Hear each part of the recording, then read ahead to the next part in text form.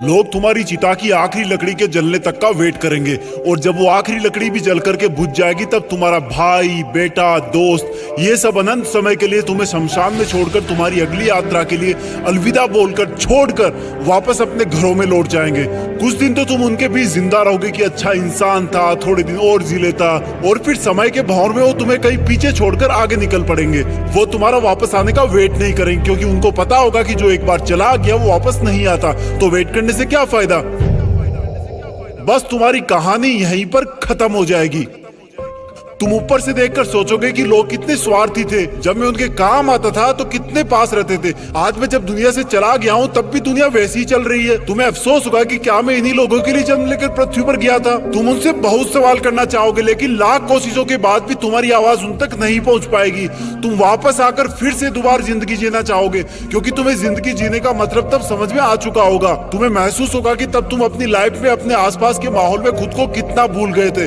तुम्हें जवाब मिल चुका होगा कि क्यों तुम अपने सपने पूरे नहीं कर पाए, क्यों तुम अपने सपनों की गाड़ी नहीं खरीद पाए, क्यों तुम अपने सपनों का घर नहीं बना पाए, क्यों तुम अपने बच्चों को अच्छी शिक्षा नहीं दे पाए, क्यों तुम अपना करोड़ों का बिजनेस खड़ा नहीं कर पाए, क्यों तुम्हारे सपने सिर्फ सपने बन के रह गए। तुम्हें सबसे बड़ी सीख ये मिल चुकी होगी कि अगर अगले जन्म में कुछ भी ना कर पाया ना तो कम से कम टाइम वेस्ट नहीं करूंगा। तुम चाहोगे कि काश 2 मिनट, सिर्फ 2 मिनट और मिल जाए तो हिस्ट्री में जाकर अपने बेटे के साथ खेल सकूं, अपनी बेटी की शादी किसी और के साथ करा सकूं, अपनी माँ से अपनी गलतियों की माफी मांग सकूं, अपने पापा के सहारे की लकड़ी की जगह अपने हाथ से सहारा दे सकूं। तब तुम्हें लगेगा कि उस वक्त मेरे पास 24 घंटे थे, 52 हफ्ते थे, कई दशक थे, लेकिन मैंने कितना टाइम वेस्ट किया।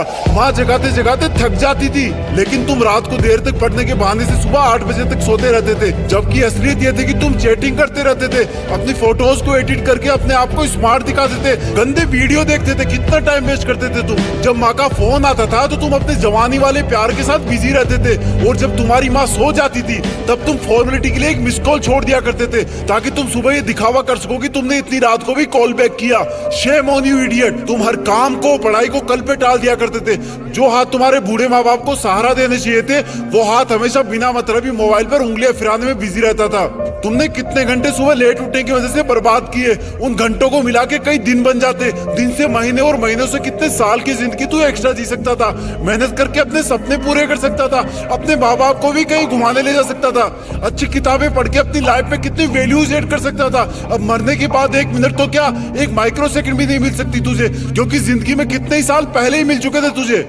पर थैंक गॉड कि ऐसा कुछ भी नहीं हुआ। अभी तुम अभी मरे नहीं हो।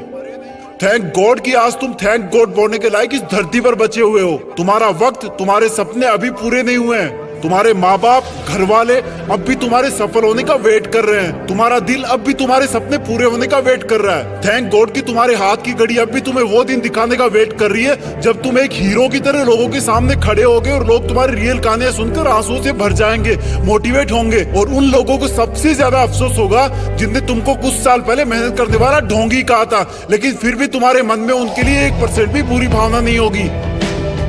ये अलार्म कल भी बजेगा। अगर तुम उठ गए तो ये तुम्हारे जिंदा रहने का सबसे पहला सबूत होगा। अगर तुम अलार्म बजने से भी पहले उठकर अलार्म को बंद करके अपने काम पर लग गए तो ये तुम्हारे सफल होने का सबसे बड़ा सबूत होगा। और अगर अब भी तुम डेली 12 घंटे सोओगे तो तुम्हारी आधी लाइफ तुम मरे हुए के समान जियोगे, क्योंकि सोता हुआ और मरा हुआ इंसान इस दुनिया में नहीं रहता। तुम्हारा आउटपुट एब्सोल्यूट 0 रहता है। अगर तुम डेली 8 घंटे सोओगे तो तुम्हारी 1/3 लाइफ ऐसे ही खत्म हो जाएगी, और अगर डेली तुम 6 घंटे सोओगे तो तुम्हारी 1/4 लाइफ ऐसे ही गुजर जाएगी। अरे कई महान लोग तो सिर्फ 4 घंटे सोया करते थे। रात को सोकर सुबह उठने का मतलब है कि हमें और मौत में 1 दिन का फासला और कम हो गया है। इससे पहले कि मौत तुम्हारे पास पहुंचे तुम अपनी मंजिल तक पहुंच जाओ। अपनी कहानी लिख दो। जो लाइफ में करना चाहते हो वो कर लो, पर कम से कम सुबह जल्दी उठना सीख लो, क्योंकि तुम ज्यादा जीने के लिए अपनी उम्र नहीं घटा सकते। सिर्फ और सिर्फ बची हुई जिंदगी में टाइम मैनेज करके अपना टाइम बढ़ा सकते हो। तुम्हें करना होगा, तुम कर सकते हो। You can do it. You can manage your time. तुम्हें बाद में पछताने से पहले अभी अपने टाइम को सही ढंग से यूज करना होगा।